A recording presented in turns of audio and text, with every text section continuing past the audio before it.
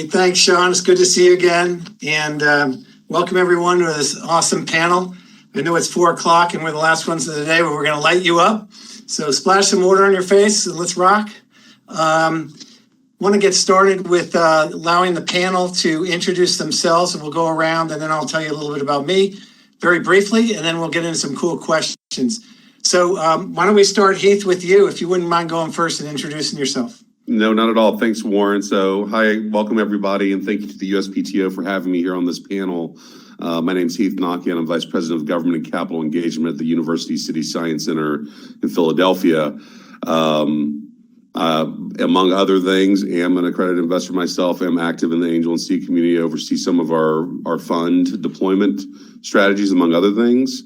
And I had the opportunity to have to chase after we just called him a rich dude. We didn't call them angel investors back in the day, but about 25-ish plus years ago, to try and get one of my first 3 startups going too. So sort of understand both sides a little bit. So that's a little bit about me. Well, I know you have a much more extensive background, and we're going to get into that a little bit, but thanks for the intro to get us started. And Vijay, why don't you go next and tell us a little bit about you? Yeah, Warren, thanks so much. And thank you, everyone, for the invitation to be here. Vijay Sakara, I'm the Director of Strategic Partnerships at Mass Challenge. We are a global industry agnostic zero equity startup accelerator. And I know that was a lot of adjectives, and I'm sure I'll get to that, all those during the questions here today. But from Connecticut, started with a chemical engineering degree, and I haven't used it a day in my life. I found myself in sales and business development, somehow went to Houston, Texas. And the only thing I knew about Houston at the time was all the cowboy movies that my dad would watch. So I've been there for about 9 years now, was originally in oil and gas, but moved over to the innovation side, and I've been loving it ever since. Awesome. Well, again, you're doing great things with Mass Challenge, so we're looking forward to hearing more about that. And Elliot, let's, if you wouldn't mind introducing yourself and give us a brief background. Thank you. Absolutely. My name is Elliot Eddy. I'm originally from the Bronx. I am a serial entrepreneur turned business owner. I have about 9 businesses that I operate, but I turned business owner, which is a little bit different from entrepreneurship. So I learned how to innovate and create the products, and then how to get them into the market. I'm looking forward to this. This is going to be such a great panel. Well, again, you've got such a much bigger background there, so we're going to get into that a little bit as we go forward. Warren, you said just a minute, so we're trying to keep it short. Short. Yeah, good for you guys. Good for you. It's always amazing when someone actually listens to something I say, so thank you. Just very quickly, professionally, I run multiple open innovation programs for large companies, including Lifetime Brands, the largest housewares company in the U.S., and I did it for many years for Tektronix Industries, who makes power tools under the Ridge and Ryobi brands. I serve on several nonprofit boards, including the Council for Innovation Inclusion, which is a USPTO effort. I'm also on the Pro Bono Patent Council, which basically gets free patents work for people who apply and can, or at or close to the poverty line. And I'm on the U.S. Intellectual Property Alliance. For those who've been watching all day, you probably saw me earlier on a promotional video. So it's my pleasure to be involved in the inventor community for many, many years in the U.S. and written a book called Inventor Confidential. So my job just today is to make you guys on this panel look great. So let's get on to them. Heath, I'd love to start with you. I'd like to jump right into it with a little bit maybe of your background in STEM innovation, which is kind of cool, and I'm sure a lot of our audience is interested in. And maybe just tell us a little bit how you got involved in that and why. Sure, no problem. So, yeah, as Warren knows, I definitely was trying to paraphrase a little bit. So I'll give a little bit of journey and then how I got involved in STEM innovation broadly. So,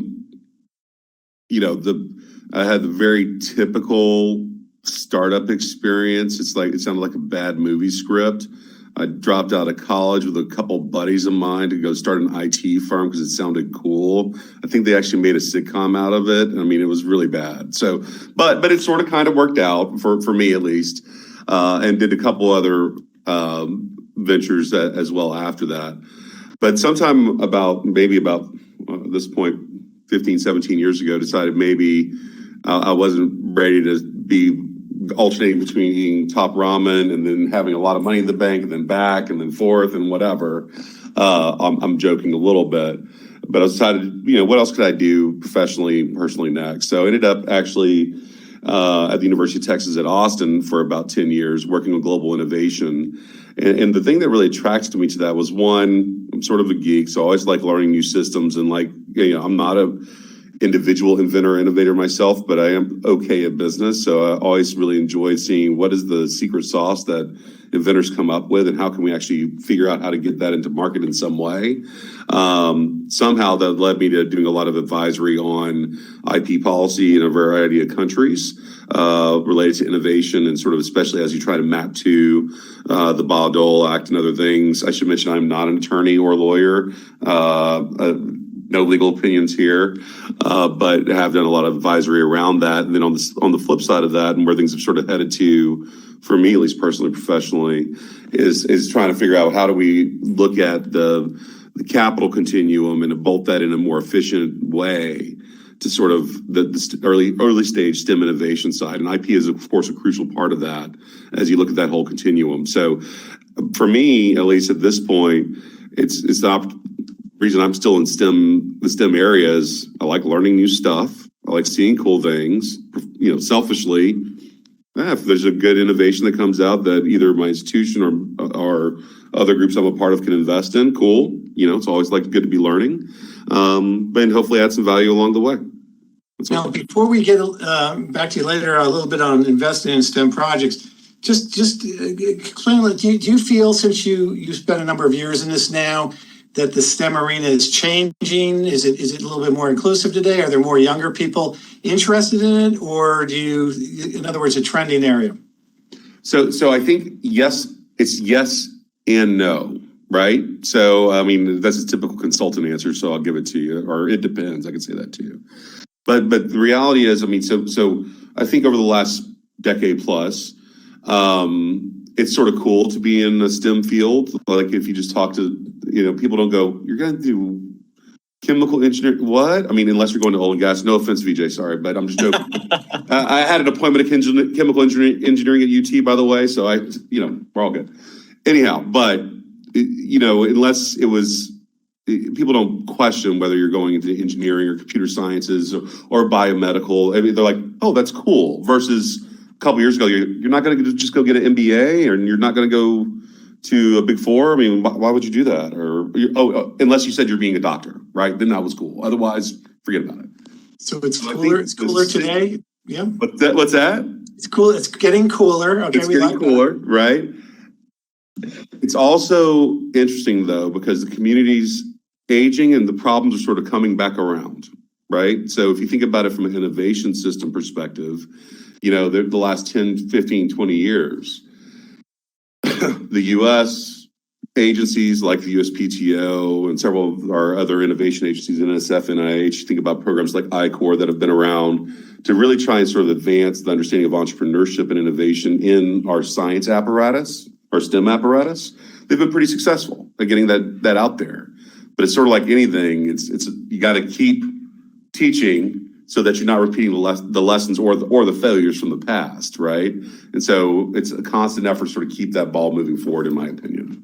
Cool. Awesome.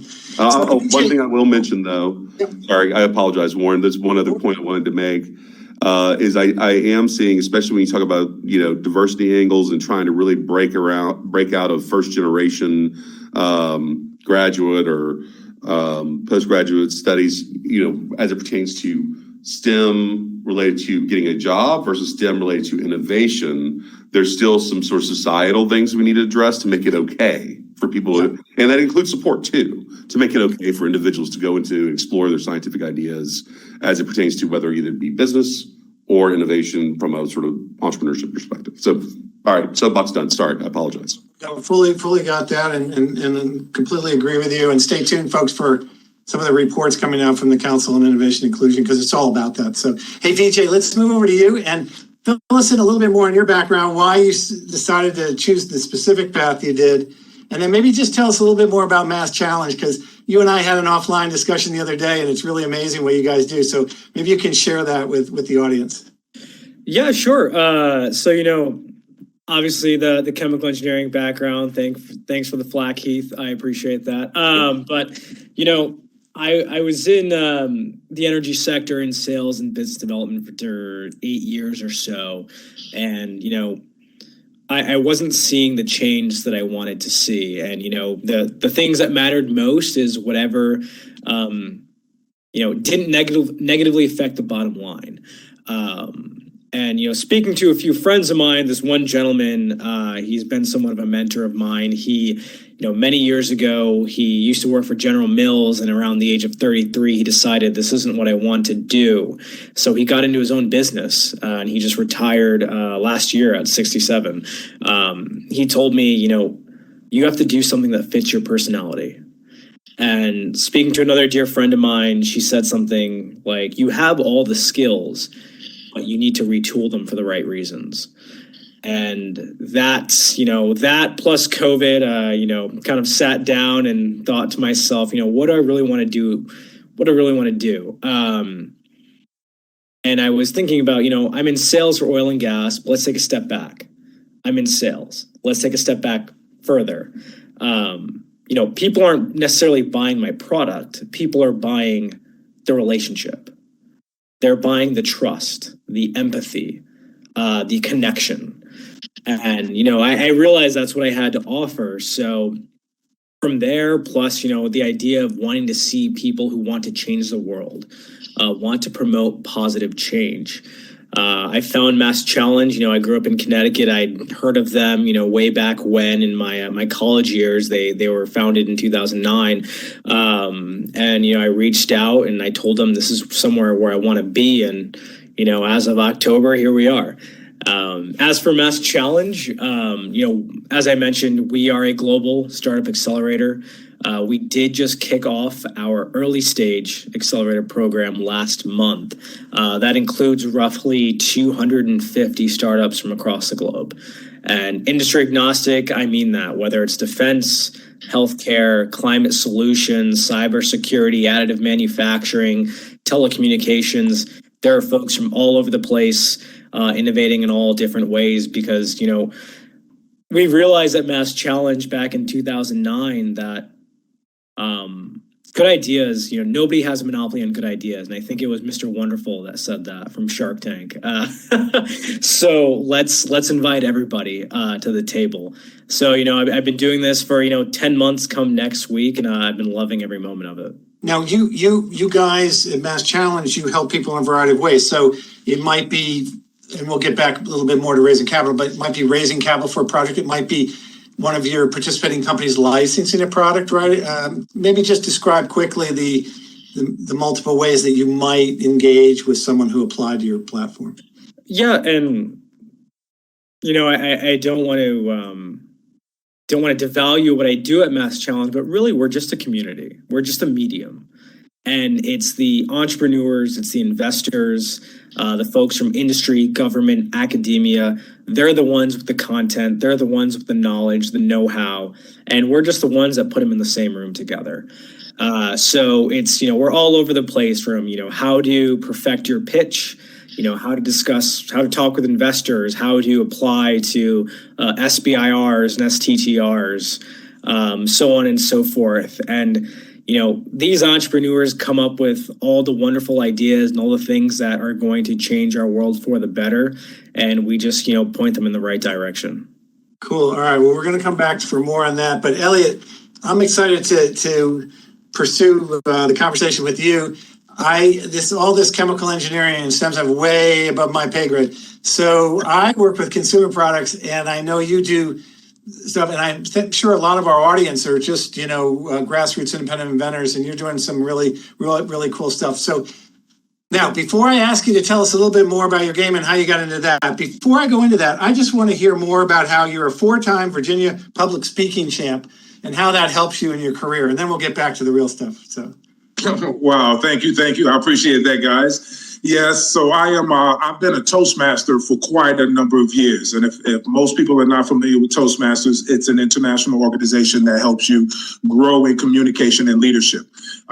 They actually have a competitive side to them. So every year they have this competition, the World Championship of Public Speaking, 35,000 people around the world, all going head to head public speaking until you get to the top 10 in the world, which they go somewhere and come out, find out who's going to come out first, second, and third. So I enjoyed that. I think Toastmasters was a great place to grow.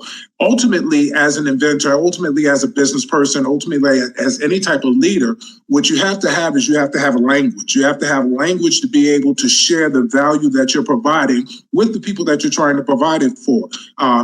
Going through these competitions, at first it was about the competition, but then I learned as I was going through, but right before I won that big, nice title, that it's really about taking the time that you have available in front of the people that are in front of you and sharing something of value, sharing some sort of life that is going to be able to, help them through either the dark times or be able to give them revelation on things that are still possible. And I think that's what Toastmasters added to me. And once I took that and learned those skills, then I was able to translate that into my business and be able to give language to the people I was trying to get into and what it was that I was trying to do for the world. Boy, I think that is so important. And for our audience today, the better you can articulate your message. I called Elliot, I have a slightly simpler word for it. I call it the pitch, right? The pitch. So I helped bring a product to market called Misto, an olive oil sprayer years ago. We sold tens of millions of them. And I gave the pitch at least 5,000 times before you really had it down and every word was in place, right? I mean, you must be really good at giving the pitch, right? Well, I've gotten better over the years. Sometimes I screwed up a whole lot and you learn, this whole thing is a journey, so you learn by the things that you do, whether they're effective or not. You have to figure out, who it is that you're talking to, what's important to them and how that translates into what you're sharing. So yes, the pitches, I think that's so valuable. And what people don't understand is you don't just go in and start winging a pitch. Just like you said, every single word should be chosen carefully and should be practiced so that when it comes off of your lips, it's second nature. It doesn't even seem like you're giving a pitch. It seems like you're just talking. I couldn't agree more. I tell you what, I look into people's eyes and I try to see how they respond. Heath, are you waving your hand to jump in here? Yeah, I'm raising my hand. I think Elliot said something that's so important that we often overlook in this space and because we talk about pitching or pitch prep or what have you. I mean, we have our own acceleration programs, things like that. Like we've actually gotten away from even telling people how to practice pitching because there's plenty of stuff to do that. The thing you said that really made me raise my hand, Elliot, that I think the audience should know about, it's not just saying the words, it's all the back part of that. It's you knowing who you're talking to, why, understanding, figuring out how it's all very strategically for that individual audience with a chosen outcome on the back end that you're trying to get, that you're practicing and placing all those words, right? So I just wanted to capture that because I think it's 100% true, and we often overlook it. Like it's not just the words; it's to your point, it's knowing why you're saying the words and who you're saying them to, and being able to do it. And winging it's bad. That's real bad. So, anyway. That's great stuff. Yeah, VJ, go ahead. I'm sorry. Yeah, Heath, to your point, I've seen some amazing pitches. And I've seen some amazing technologies with very poor pitches. Yeah. And, what I've seen is these entrepreneurs with, the most amazing innovation that are focusing on the technical side of things, the innovation itself, but never really, how is this changing the world? How is this solving the problem of the person you're speaking to? Right. It's, what is the problem you're solving? How can we scale this? How can we, put this into place, today, tomorrow, whatever the timeline is. So I just want to, recommend to everyone here, know your audience, know their pain points, and adapt your pitch to that. Yep. So it's so true. And I also call it similarly the benefit statement. And I will just say something provocative here. I think women are much better than men are. I don't know how many men over the years, because I look at thousands of products every year, and I'll ask, well, why did you develop that, or what is it? And they'll give me all the technical background, how many horsepower, how much metal, specs and stuff, engineering stuff. I don't want to hear anything about that. I want to hear, why did you develop it? If it's a lawnmower that mows the lawn in half the time, I don't want to hear that it has 5 horsepower and it blah, blah, blah. It mows the lawn in half the time, makes your life simpler and easier. So So anyway, well, let's get back to you, Ellie, because I want to talk about your game. And I know you've had many businesses and you've developed, many different things. But tell us about your current project in your game and how it fits into what we're talking about today. And then we'll get a little bit into how you reached out to investors as well. So start with the game itself, if you don't mind. Absolutely. This is the stuff that we're talking about today. So the game that I have is called the Entrepreneur Game. It's the world's first and only STEM accredited entrepreneur board game. The idea is to teach players how to create their own home-based and brick-and-mortar businesses and how to bring those businesses to market, how to expand them using 21st century skills. So we're talking about marketing, investing, decision-making, critical thinking, negotiation, all of the skills that we need today in order not just to communicate, but to provide value. I've been very fortunate with the Entrepreneur Game because now, it's been only about 3 years, but it's speaking to the world. It's speaking to individuals and it's speaking to schools and organizations. And I think part of it has to do with the things that we've been going through since COVID and even before COVID. Part of it is because of self-realization of people who are saying that I need more for my future. I want to provide more for my family, more for my children. And then part of it is just something new and innovative. I'll just say this real quick. Back in the day when you had George Parker, who was creating these board games. He was creating them because he wanted to touch the imagination. So people couldn't travel during that time. So he created travel games to let them travel the world. People couldn't, there were certain things. People weren't rich at that time. So they created games to give people the feeling of being rich so that they could be rich here. The difference between those things and what I've done, I believe, is that not only do you get it up inside your mind, but it translates into how can I turn this from a board game? I can really do this. How can I turn this into a real life-giving venture that I can, that me and my family can use as legacy? And I think that's the difference, and I think that's what is capturing people's imaginations. Awesome. Well, I want to come back. We're going to keep circling around, and I want to come back and find out a little bit how you raised the capital for that. But I'm going to come back to VJ and talk a little bit more about as we weave back into Mass Challenge. VJ, how do you attract folks to apply to your program? How do you review them? How do you make the decisions on which ones you're going to, those 250 that you pick out that you're going to move ahead with? Yeah, sure. For our early stage accelerator program, that is our bread and butter program at Mass Challenge. We do have some other custom accelerators for partners, but the early stage one is what I'll discuss today. We have about 1,500 applicants globally each year.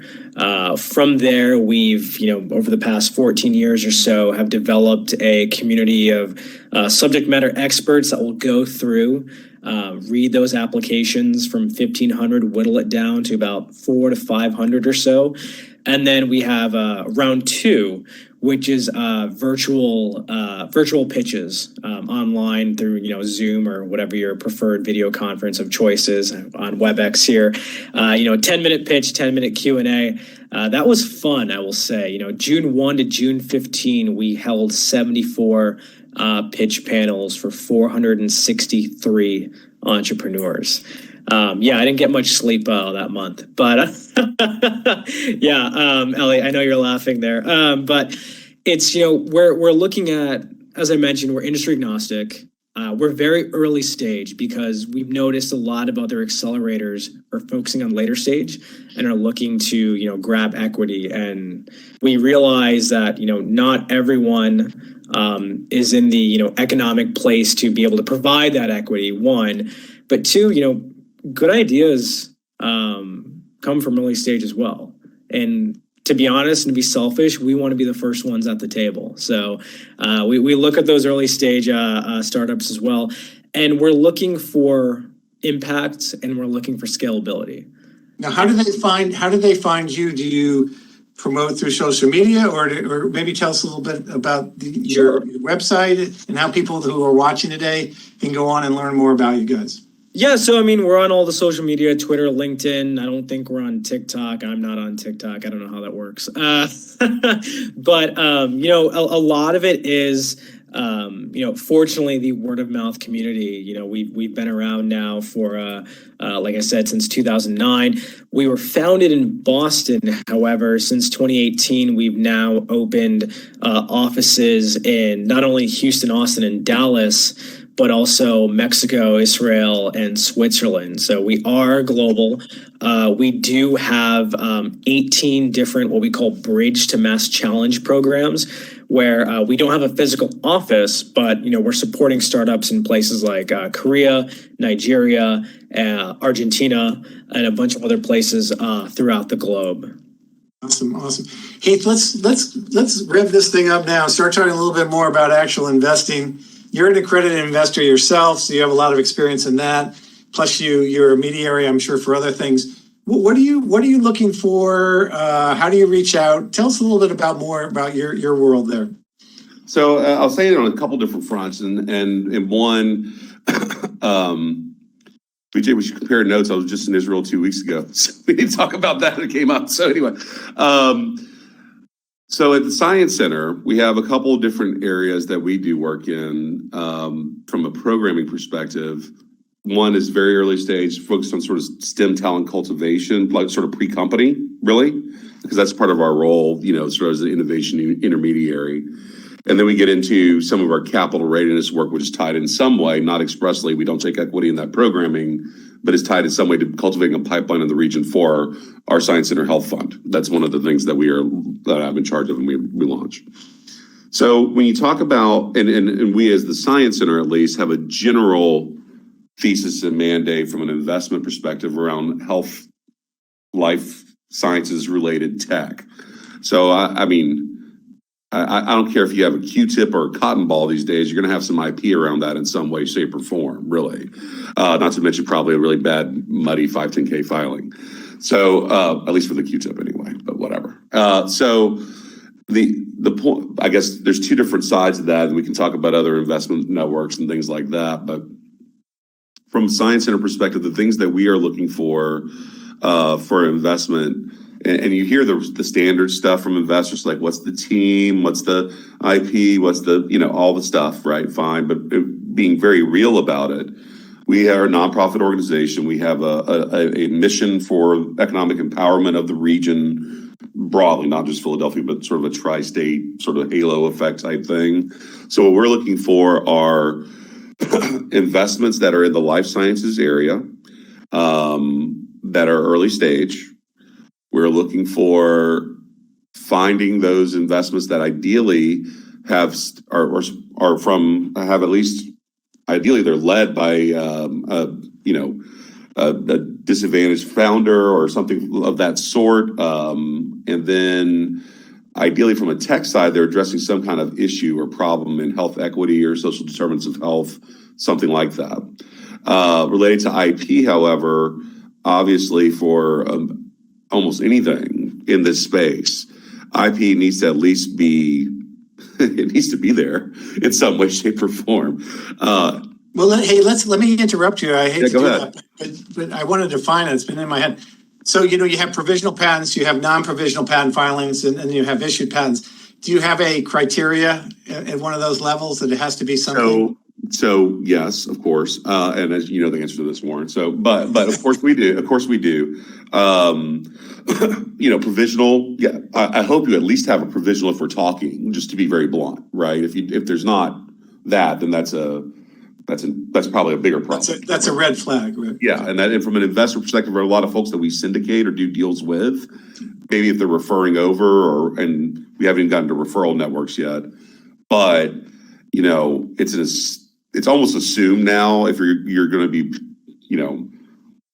it is assumed, and if it's not, then it's like get out. But I mean, it's almost assumed that if you're in a tech-based or STEM-based area and you're approaching an investor of any bona fide investor, they're going to be like, all right, I hope you have a provisional at least done, right? You at least have that. And I would encourage everybody strongly to make sure at least a provisional is in place before you even talk to investors in some way. Because that's basically the collateral for any going forward, right? Right. And then, now even beyond that, you know, to the points you mentioned, this is more, I mean, I'm assuming there's interest in some awareness, but, you know, provisional to a PCT or you know, and there's national filing issues, and then you start getting into, okay, wait, is this issued? Is it granted? You know, there's, you know, if you have a granted patent, like it's fully awarded, then okay, this is some pretty ironclad stuff from a USPTO perspective. That carries a premium, if you will, for you as a startup to investors, right? Because it de-risks the tech more. And by premium, you mean then they'll be taken a lot more seriously, right? Seriously, and it actually will help your valuations later, things like that in negotiations at the end of the day, right? So my point in saying that even if you're very early stage, there's value, and I know Mass Challenge does this, I know other groups do this, you know, take advantage of programming that helps you cultivate into what USPTO has, and just understanding what the sort of steps are at least, and having some at least thought as you think about your business, if IP is a part of it, for making sure you understand sort of what your IP strategy is, and be able to talk about that. Awesome. And a lot of people overlook that. They go, oh, I have a provisional, cool, or I have a patent, cool. Investors will ask you, so what's your IP strategy if it's really an important thing? Sure.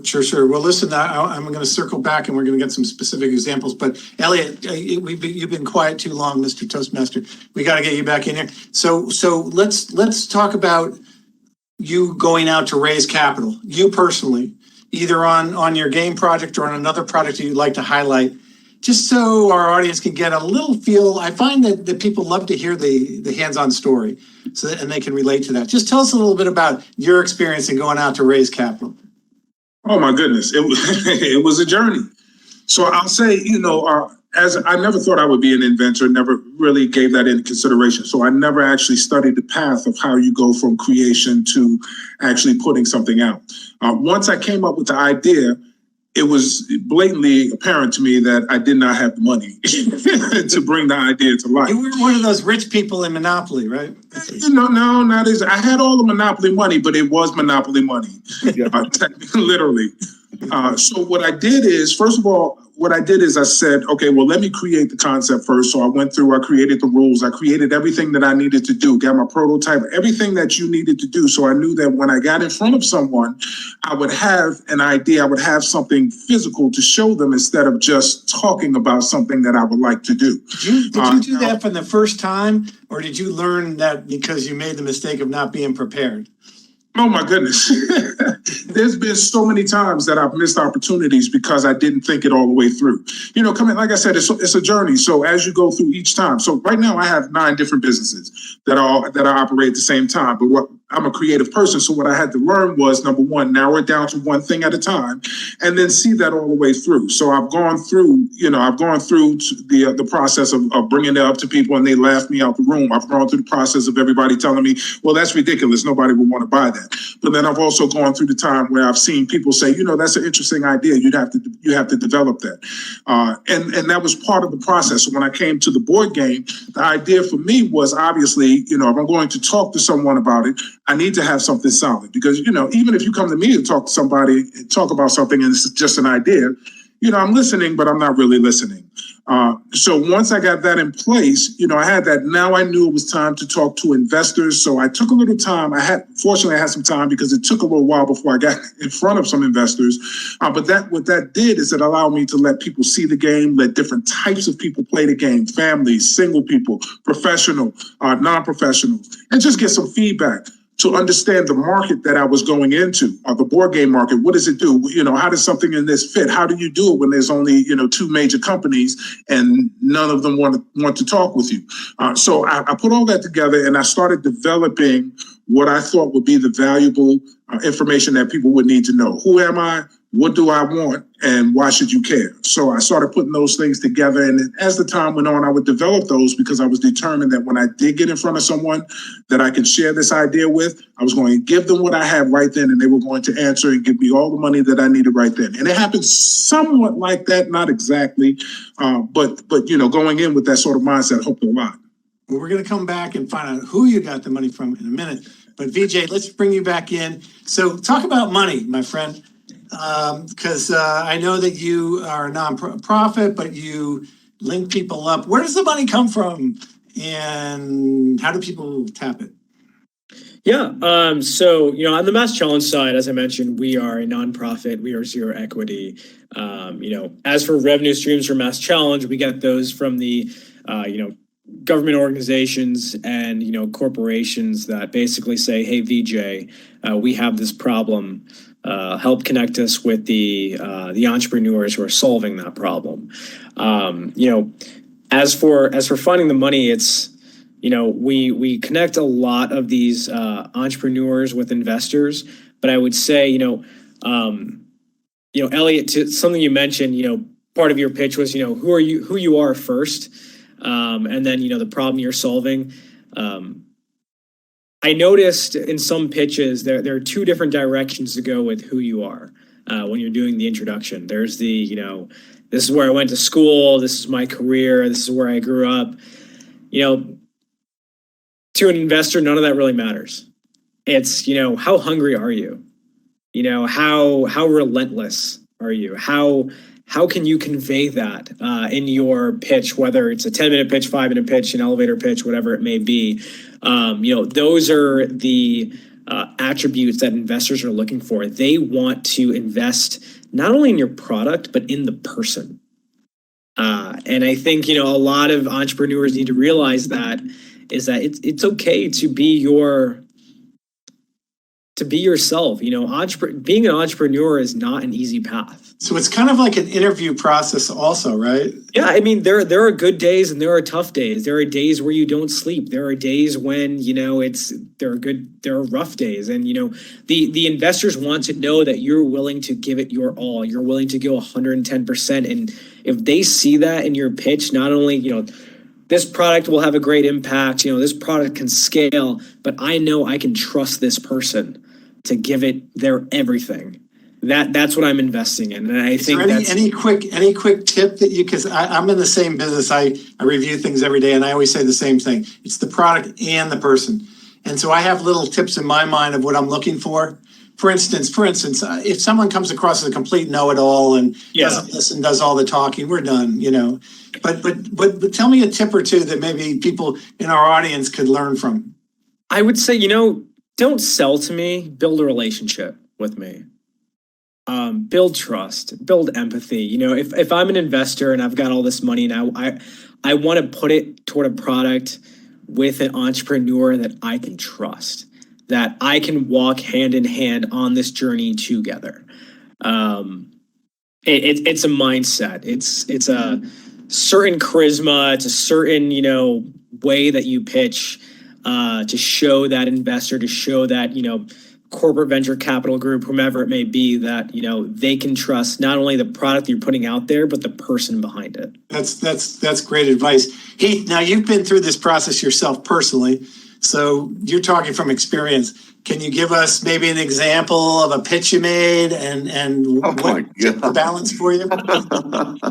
I'll tell a story. Back to your earlier question to Elliot.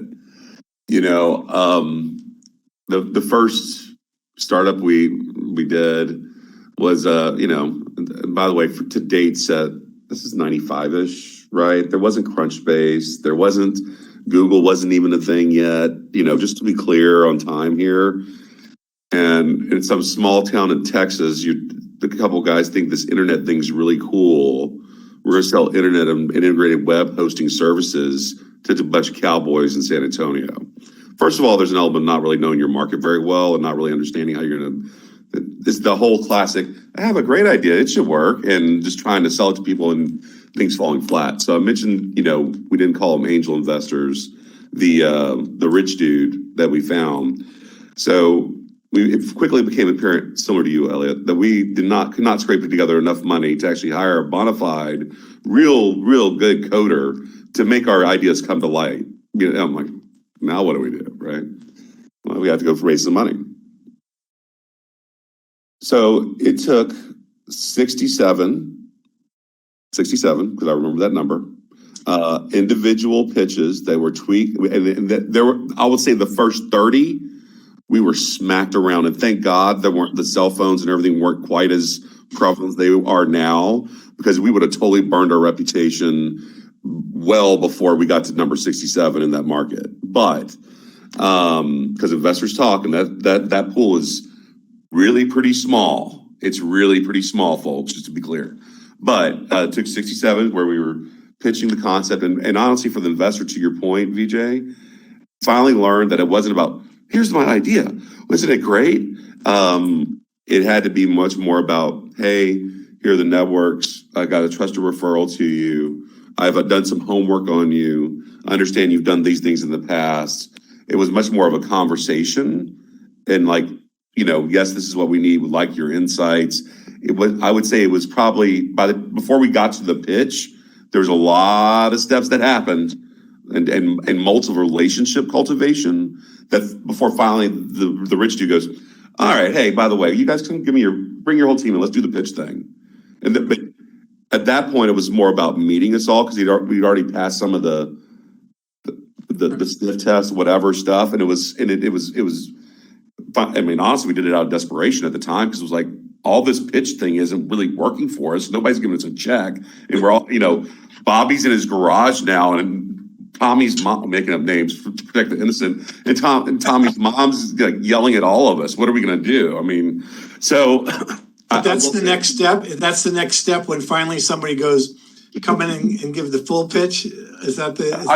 I'll actually carry this forward though. So like at Science Center, so we just closed out a legacy fund and made our final 2 investments just to get that fund closed out, and we're in the middle of getting our other one stood up, right, for our next round of investments that we'll be making. So as we're closing out that fund, I mean, this literally happened over the last 2 weeks, right? So we had one founder come to us from a trusted network that was referred to us by another investor. And we're like, oh, okay, cool. And we had already known the entrepreneur from programming like 8 years ago, just to talk about how this stuff floats around. Made a couple calls to some people that we knew that were on her first round of investment. And then she comes in, we talk a lot, how are things going, how are things with the family, what's happening. I mean, all these personal details. And it's really just understanding what's happening with the people and where our money's going to go long term. And everybody understands what's happening. And finally, we have our small internal sort of deal vetting. It's like myself and another person. And we go through. I'm like, ready? Think it's ready for the investment committee? Yeah, let's do it. I'm like, all right, Joanna, you ready to do your pitch in front of everybody? And she's like, yeah, sure, fine. And so we, of course, had our internal discussions with folks, shared a deal room, all that stuff, right? And by the time the pitch had happened, like the formal pitch, there would have been a lot of steps for due diligence. And the same thing happened with another company we just invested in as well.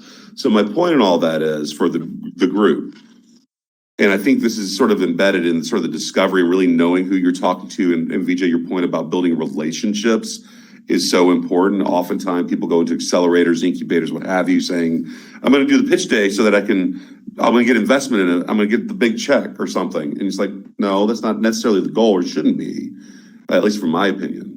The goal should be identifying people, having that first contact, and then don't sell, to your point. Please don't sell, because that I did that all wrong. Please don't sell. And when people try and sell me on that, I shut down. Like emotionally, I just shut down. I'm like, okay, I don't never want to talk to this person again if you're just going to sell to me. But use that as an opportunity to observe. Use that as an opportunity to learn. Use that to start cultivating a relationship. Do some homework. There are tools now like Crunchbase or others. If you find a venture firm that's at a pitch day that gave feedback, great. Don't go pounce on them day one. That like the second at the reception when they're like, okay, I've just been talking for 4 hours. Maybe you do a quick follow-up after you've done some research to say, hey, let me look at their fund. Let me look at what they've invested in the past. Let's look at how much dry powder they may have. Oh, wait, their fund is closed. They don't have dry powder. Maybe I shouldn't be asking them for investment. Maybe I should just build a relationship for referrals out. I mean, there's a lot of strategy that goes beyond all this. That's important for everybody. So really, that's really good stuff. Yeah, that's so good. So Ellie, I'm going to bring it back because we don't have a whole lot of time. But tell me where you went for your money. Who had the money that you ended up tapping into? Did you have to find them? Were they game related people? in your industry, or was it random, or was it local, or what was your path?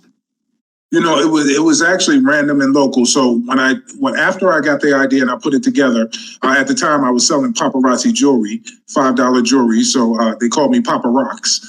So I would go out and sell that while I was waiting to do mine. And it took me about a year and a half. And initially, I couldn't find any individuals that wanted to invest in it. So I said, all right, let me do crowdfunding. I went up on crowdfunding, put my project up, told all my family and friends, and I failed miserably.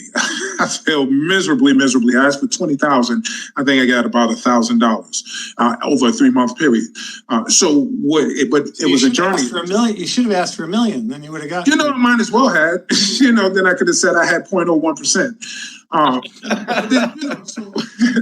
So what actually happened is I was prepared. So I kept doing what I was doing at the time. And one day I was doing a show with the paparazzi jewelry. Right next to me was a gentleman who represented a company that liked to, just people who like to invest in new inventors who provide value. So we had a conversation that day. And that was my first pitch, unbeknownst, known to me. So we had that, and I pitched it. I gave him my idea, and he loved it. So then he brought me to the president of the company.